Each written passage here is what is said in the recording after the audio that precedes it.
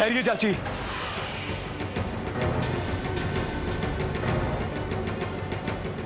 ये लीजिए, और इसमें जो बिट्टू की फोटो है ना, उसे भी जला दीजिए ताकि सारे सबूत खत्म हो जाएं।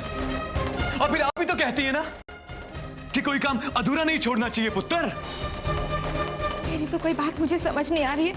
मैं जा रही हूँ, मुझे बहुत काम है। मानिए मत चाची।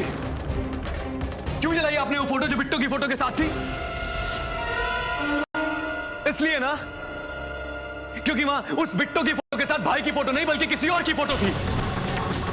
और अगर वो मैं देख लेता तो उस झूठी का सच मेरे सामने आ जाता।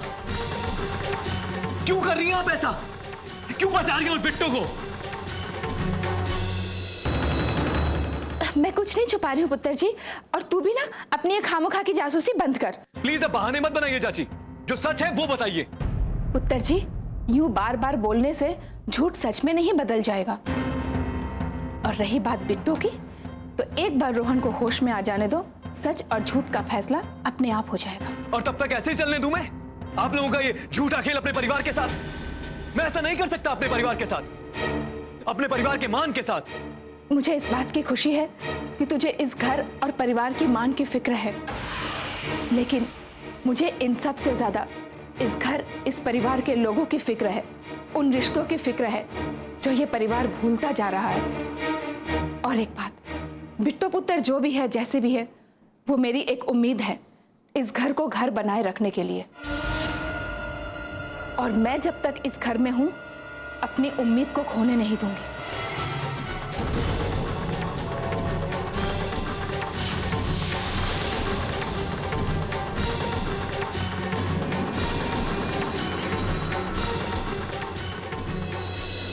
क्या होगा?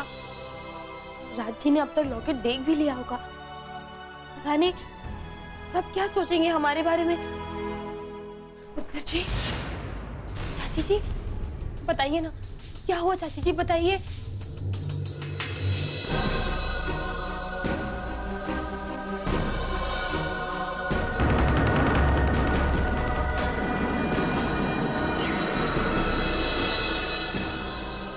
पुत्र जी, इस बार तो हम बच गए।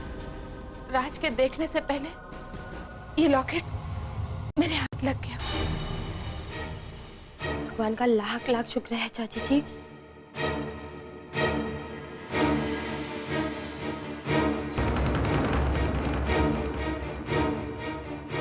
क्या हुआ चाची जी? नहीं, नहीं कुछ नहीं हुआ है। नहीं चाची जी, आप हमसे जरूर कुछ छुपा रही हैं।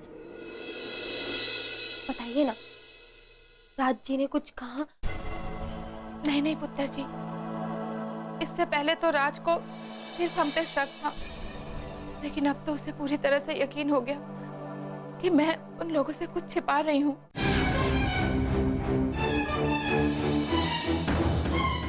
और इसीलिए उनके मन में जो भी आया उन्होंने आपको कह दिया, है ना? चाची जी, हम अभी जाकर उन्हें सच बता देंगे। हम नहीं चाहते कि हमारे वजह से आपको या पापा जी को कुछ भी सुनना पड़े। हम अभी जाकर सच बता देंगे। नहीं पुत्र जी, आप ऐसा कुछ भी नहीं करोगे। तुझे मेरी सौ। ओहे पुत्र जी, मुझ में और उसमें तो चलता ही रहता है। वो भी ना परजाई जी की तरह थोड़ा जौकी है। जिद में तो बिल्कुल वो अपनी माँ पे गया है। तू ये सब छोड़ और इस लॉकेट को संभाल।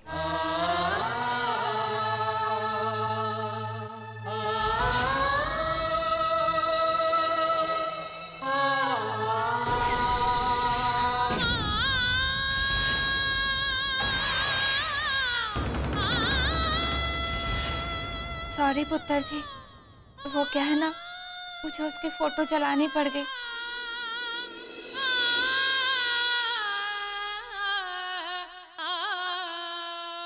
और कोई रास्ता भी नहीं था।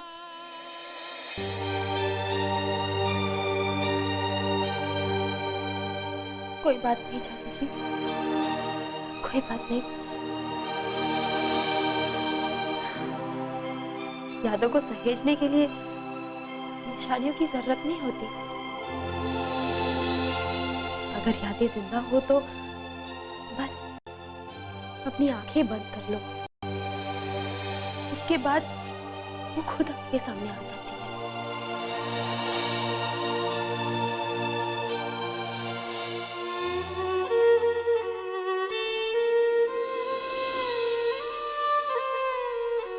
तो मेरा बहादुर पुत्र है।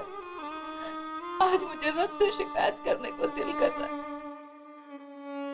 है कि उन्होंने तुझे मेरी बेटी बना के क्यों नहीं पैदा किया।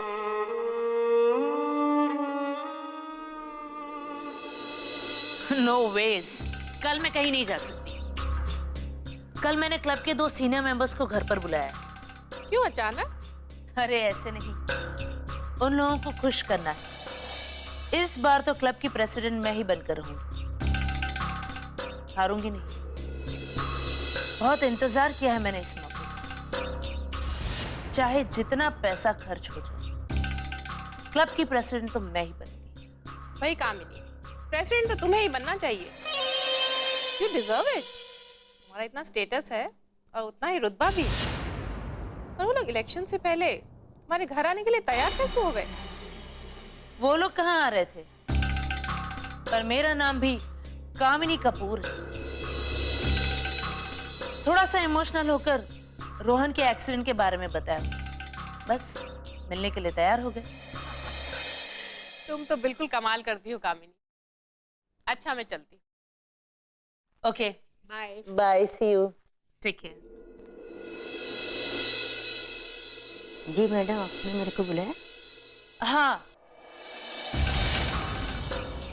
तुम ये लिस्ट लो और मार्केट से जाकर सारा सामान ले आना। और हाँ, सारा सामान संभाल कर ले आना, कुछ भी मिस नहीं होना चाहिए। अगर कोई गलती हुई तो मैं बर्दाश्त नहीं करूंगी। जी। है कि कोई खास मेहमान आने वाला है? वो क्या है ना भाभी, वो आप इतनी तैयारियां करने के लिए कह रही है ना, इसीलिए। इस घर में मेरे जो भी मेहमान आते हैं खास होते हैं, वो जिनकी सोसाइटी में इज्जत है, स्टेटस है। ये तो बिल्कुल सही गल है जी। आप तो मेहमान भी नाप तोल के और चुन के बनाते हैं, पर पता नहीं क्यों वही लोग प्यार के बजाय पैसे से तौलते हैं। मेरा मतलब है कि जब खास मेहमान आ रहे हैं तो हम खास तैयारियां भी करेंगे। हम और बिट्टो मिलके कर लेंगे। कोई जरूरत नहीं है। एक तो तुम्हें ही संभालना इतना मुश्किल है, ऊपर से वो गवार अगर तुम्हारे साथ मिल गई तो मैं तो इलेक्शन जीतने से पहले ही हार जाऊंगी। तुम प्लीज ध्यान देना कि वो गवार मेरे मेहमानों के सामने ना आए, इसलिए तुम मुझसे कल लेकर कहीं बाहर चली जा। मेरी बहू यहाँ से कहीं नहीं जाएगी। और किसी को अगर प्रॉब्लम है तो वो अपने मेहमानों से कह दे कि यहाँ नहीं आए। और एक बात और, मेरी बहू किसी से मुंह नहीं छुपाएगी। चेहरा छुपाने की जरूरत उन लोगों को नहीं पड़ती जो पैसे से गरीब होते हैं, बल्कि उन्हें पड़ती है जो सोच से, जो दिल से गरीब होते हैं। भाई साहब, आप भी ना कुछ भी बात का कुछ भी मतलब निकालते हैं। भाभी जी का कहने का मतलब ये था कि मैं बिट्टो पुत्र को लेके कहीं शॉपिंग वॉपिंग को चली जाऊं। जब से बेचारी आई है घर पे ही तो बैठी है। क्यों भाभी जी, सही कह रहे हैं ना हम?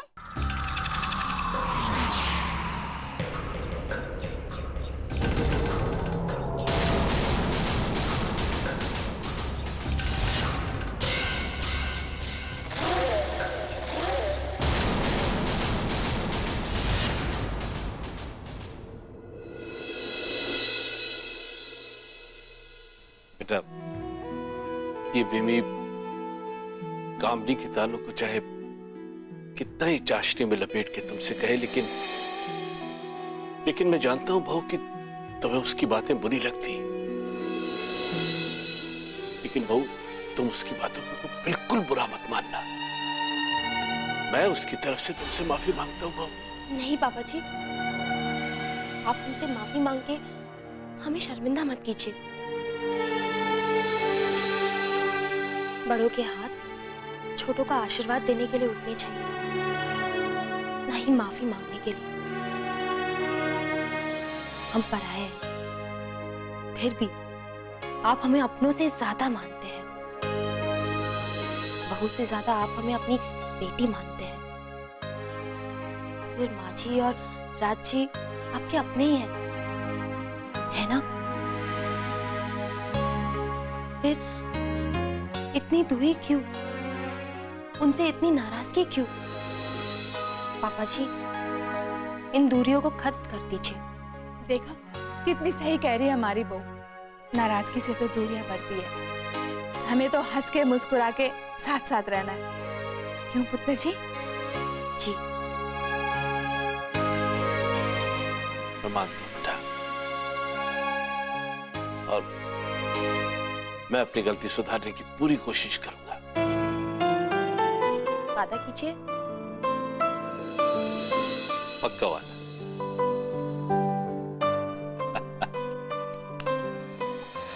उस देहाती गौर की वजह से मुझे मेरे ही घर में सुनना पड़ रहा है। राज सही कह रहा था, सही कह रहा था कि ये सब पागल हो गए अपनी बहू के चक्कर में। ओह गॉड, अब मैं क्या करूं? मेरे होते हुए आप गॉड को क्यों तकलीफ दे रही हैं?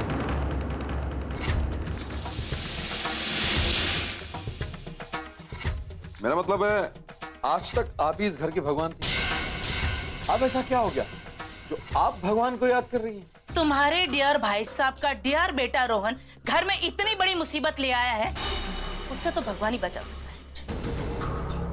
पता नहीं किसकी नजर लग गई जो इस खूबसूरत से घर पर बिट्टो जैसा दाग लग गया। तुम नहीं जानते कितना एम्बैरस फील करती हूँ मैं उस गवार की वजह से। मैं आपका दर्द समझ सकता हूँ। खैर, अब दाग लगा तो लगा, उससे खराब बात यह है कि इस घर के लोग इस दाग को सर का ताज समझ रहे हैं। ये बात मुझे अच्छी नहीं लगी। शुक्र है कम से कम तुम तो मेरी तरह सोचते हो, नहीं तो मुझे तो लगा था कि मैं इस पूरे घर में अकेली हूं। अरे ना ना, इस घर में एक आप ही तो समझदार हैं, और मेरे होते हुए आप ऐसा कभी मत सोचना। अब ये सारी टेंशन आप मुझ पर डालो। आप बस अपने क्लब के इलेक्शन पर ध्यान दो। एक बार आप प्रेसिडेंट बन जाओ, फिर सोचते हैं आपके इस बिट्टो के बारे में। पर प्रॉब्लम यह है कि सिर्फ घर पर बुलाकर कमिटी मेंबर्स को खुश करने से कुछ नहीं होगा। तो मैंने एक आदमी से बात की, काफी ऊंचा बंदा है, उठता बैठता है हमारे साथ। वो कह रहा था कि कुछ मेंबर्स को खरीदना होगा, उन्हें पैसे खिलाने होंगे। आपको क्या लगता है, पिछली बार आप ऐसे ही हार गई थी?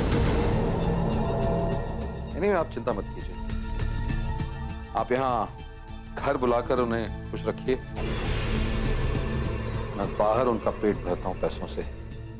थैंक गॉड, तुमने मेरी बहुत बड़ी प्रॉब्लम सॉल्व कर दी। नहीं, अभी प्रॉब्लम पूरी तरह से सॉल्व नहीं हुई। नहीं, ऐसी कोई बड़ी बात नहीं है। एक्चुअली क्या है कि इस वक्त पैसे नहीं है मेरे पास, तो मैं सोच रहा था कि तो तुम टेंशन क्यों ले रहे हो? पैसे मैं देती हूँ तुम्हें, ये लो। और समझिए आपका काम हो गया। आप बस जश्न की तैयारी कीजिए।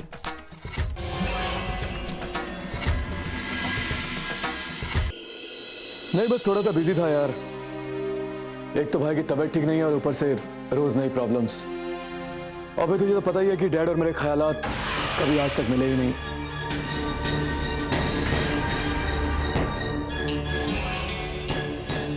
मैं तेरे से बाद में बात करता हूँ।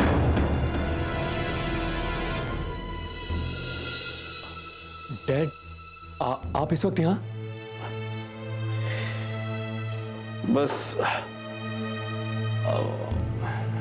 वैसे ही मेरी शिकायत हो रही थी। नहीं डैड, बस मैं तो वो तुम चाहो तो वो सारी शिकायतें मुझसे भी कर सकते हो, बल्कि उसके अलावा भी अगर तुम्हारे दिल में कुछ और बातें हो जो तुम चाहते हो कि मुझसे कहनी हो वो भी कह सकते हो। नहीं नहीं डैड, ऐसी कोई बात नहीं है। और अगर आपको बुरा लगा हो तो हाँ बेटा, बुरा तो मुझे लगना ही चाहिए, क्योंकि कहीं तो कोई गलती जरूर हुई है मुझसे, जो मैंने अपने पुत्र को ऐसा सोचने पे मजबूर कर दिया। ऐसा कुछ नहीं है जैसा आप सोच रहे हैं डैड। अब जो हो गया सो हो गया पुत्र, है? और बेटा, पहले एक दूसरे को हम लोगों ने समझने की कोशिश ही नहीं की। अभी करेंगे, अभी एक दूसरे को समझने की कोशिश करेंगे, और फिर तू देखियो तो जो जरूरत ही नहीं पड़ेगी किसी और दोस्त की। सारी शिकायतें मुझसे करिए, है? अपना एक दोस्त समझ के, अब फिर मुझको भी एक दोस्त मिल जाएगा, नहीं? सॉरी डैड, अब मैं आपका एक अच्छा दोस्त बनने की पूरी कोशिश करूंगा।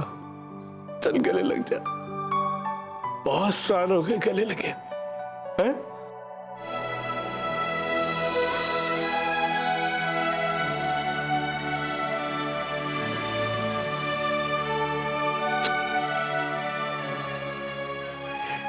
बात कर अपने दोस्त।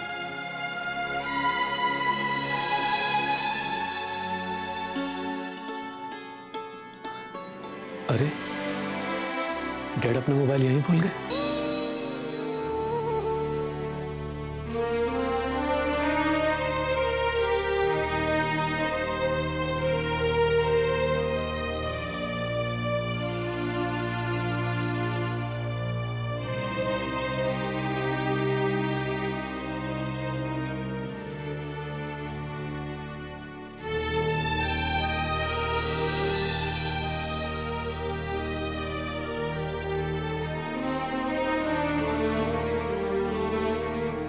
बहू,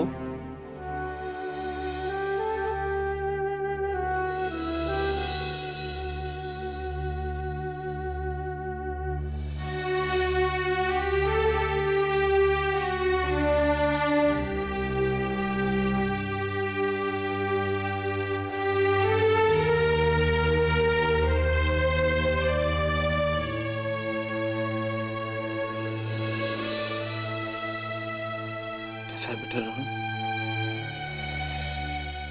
पहले से बेहतर है पापा जी। तो उसके साथ है ना पुत्र? बस मुझे पूरा विश्वास है कि कुछ ही दिनों में मेरा रोहन मुझसे बात करने लगेगा, सब ठीक हो जाएगा, देख लेना। अब सिर्फ तेरी वजह से बेटा मुझको एक नया दोस्त भी मिल गया। हाँ पुत्र, मुझे मेरा बेटा भी मिल गया तेरी वजह से। पापा जी, आपने राज जी से बात की? हाँ बेटा, आज तेरे कहने से ही इतनी हिम्मत आई कि मैं अपने बच्चे के पास जाके ये कह पाया कि मैं गलत था, और तेरी वजह से ये विश्वास है बेटा कि ये रोहन बहुत जल्दी लौट के हमारे पास आ जाएगा। देख, भगवान करे ऐसा ही। बिट्टू पुत्र जो भी है, जैसे भी है, वो मेरी एक उम्मीद है, इस घर को घर बनाए रखने की।